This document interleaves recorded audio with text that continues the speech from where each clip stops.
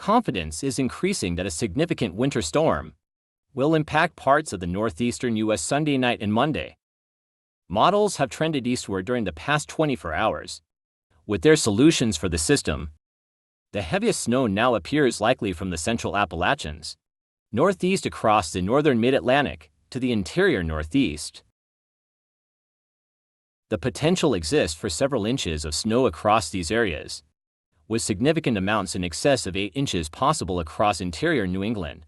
For the big cities from D.C. to Boston, this looks to be primarily a rain event, with a changeover to snow confined mainly to areas well northwest of the I-95 corridor. There is still uncertainty regarding how quickly rain will change to snow and how much will fall, so be sure to check back for future updates.